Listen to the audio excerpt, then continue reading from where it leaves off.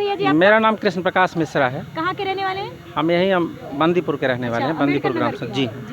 महंगाई को लेकर क्या कहना चाहिए? मैडम, महंगाई बहुत ज़्यादा बढ़ती जा रही है, जिससे आम जनता, जो कॉमन जनता है, वो बहुत त्रस्त है।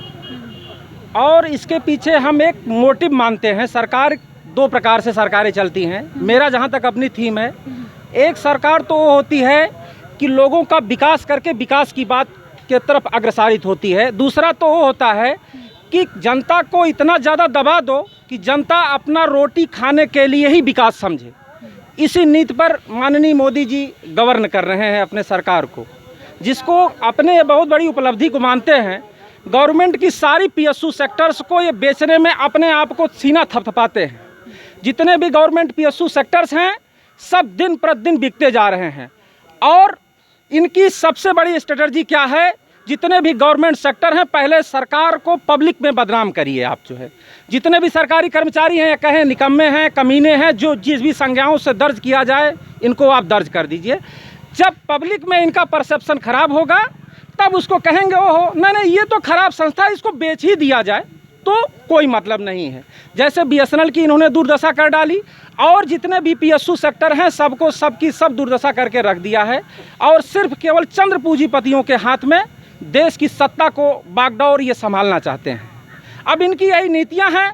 जनता अगर इसी में खुश है कि भाई हमको चावल मिल रहा है, जनता अगर हमको इसी में खुश रहा है कि मैं 2 वक्त की दाल चावल रोटी खा रहा हूं, इसी को ही अगर विकास समझती है, तो ऐसे भारत की जनता को मेरा प्रणाम है। जी, आपने सही कहा सर कि जनता को अगर ये सब कुछ तो जनता के हाथ में होगा, है ना। अभी कुछ लोगों ने अभी पहले ही अंकल जी बोले कि मोदी जी ने घर घर में गैस सिलेंडर भिजवाया था, लेकिन वही तो मैं कहना चाहता हूँ कि जनता को इतना दबा दीजिए कि दाल चावल रोटी सब्जी खाने को ही अपना विकास समझने लगे। यही शासन की नीतियां हैं इनकी। आप बताइए, सारी के सारी सरकारी संस्थाओं को ये एकदम खत्म करते जा रहे हैं। मैं मानता हूं कि उसमें उत्पन्न हुई बुराइयों को दूर करना ये सरकार की नियत होनी चाहिए, ना कि उस संस्था को पूरी तरह डिस्ट्रॉय कर देना जी। लेकिन अब इस नियत पे सरकार चल दी है। और चूंकि 10 किलो चावल मिल गया, 10 किलो गेहूं मिल गया, 10 किलो भैया हमको अनाज मिल गया है, तो उसी को हम समझ रहे हैं मोदी जी बहुत ज़्यादा काम कर दिए हैं जी। ये क्या लगता है आने वाले चुनाव में आने वाले सरकार कौन बनेगी? हमको तो लगता है कि देखिए, जो भी अच्छा काम करेगा वो बनेगा। बट हमको नहीं लगता कि मोदी जी सारी के सारी सरकारी संस्थाओं को डिस्ट्रॉय करके बहुत अच्छा काम कर रहे हैं। चाहे वो किसान का मुद्दा हो, आप देख डालिए, चाहे किसी और का मुद्दा हो, आप उठा के देख डालिए। हमको तो नहीं लगता कि ये पुनः आ सकते हैं। बाकी भाई वो जनता का अपना मूड है अपना। अच्छा, पिछली सरकार में क्या विकास करवाई थी और इस सरकार में क्या विकास हुआ है? पिछली सरकार में क्या विकास हुआ था और इस सरकार में क्या विकास हुआ है? देखिए मैम, कुछ चीज़ें इन्होंने सही की है, जैसे रोड इन्होंने सही किया है, जो चीज़ें सही चीज़ें हैं। लेकिन रोड से ही तो काम चलेगा नहीं। हमारे पास आज आम जनता का मांग ये है कि हर एक व्यक्ति के हाथ में काम हो। ये जो है जनसंख्या नियंत्रण बिल पे तो कुछ बोलते नहीं है, जो देश के लिए सबसे परम आवश्यक चीज़ है। आज अगर देश में बेरोजगारी बढ़ती जा रही है, तो उसके पीछे एक अहम कारण है जनसंख्या नियंत्रित नहीं हो रहा भारत का। और सुरसा की तरह जनता जो है अपना मुंह बढ़ाए दिन प्रतिदिन फैलती चली जा रही है। और एक समय अंतर्गत परिणाम ये होगा कि आप देखिएगा, क्राइम पुलिस नहीं रोक सकती। क्राइम व्यक्ति के हाथ में यदि संसाधन होगा, खाने पीने के लिए व्यक्ति के पास संपन्नता होगी, तभी क्राइम जाकर के रुक सकता है। मेरा तो अपना ये मानना, बाकी कोई और सोचता तो दूसरी चीज़ है। बहुत बहुत शुक्रिया सर आपका। Thank you. Madam Prashant Singh. कहाँ के रहने वाले हैं? गौरव परिवारी गांव के। अच्छा, महंगाई के बारे में क्या कहना चाहेंगे आप?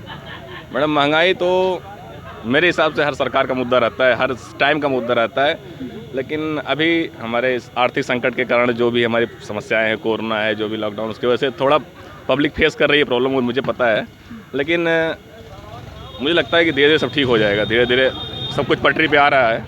काफ़ी देर सब नॉर्मल हो गया सब, काफ़ी कुछ। अच्छा। तो शायद धीरे धीरे ठीक हो जाएगा सब कुछ। बाकी सरकार काफ़ी हेल्प भी की है, डायरेक्ट पैसे भी ट्रांसफ़र किए सरकार ने।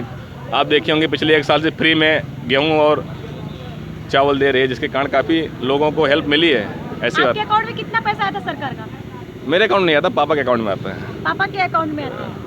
आप पापा के अकाउंट में आते हैं, लेकिन आपके अकाउंट में पैसे नहीं आते। मेरे पास ज़मीन नहीं मैडम। कितनी बार पैसा मतलब आया है सरकार ने? कितना पैसा दिया है? मैडम सरकार ने तो 6,000 रुपये सालाना वो देती है, उसके बदले भी उसके बाद भी 1-2 हज़ार रुपये और भी आया है। सालाना नहीं 6,000? या किसान सम्मान निधि का देती है, अच्छा, सबको अच्छा। मिलता है। कब से मिलता है ये?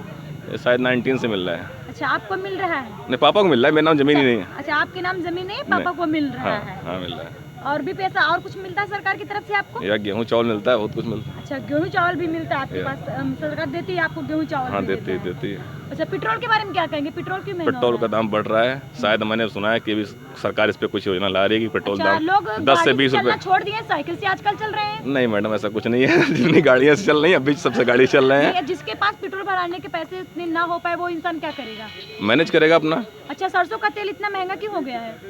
सरसों तेल कितना मैंने रुपए में लीटर था? अबाउट 150 चल रहा है। अच्छा, 150 चल रहा है। या। इसके पहले कितना था? मैम पहले भी इतना ही था, लेकिन धीरे धीरे बढ़ के 150 पहुँच गया है। पहले कितना था? अभी 10 के 100 पीछे कितना था? 100 के करीब था। अच्छा, 100 के करीब था। मतलब कितना बढ़ा है आपको? 50 रुपये बढ़ गया लगा।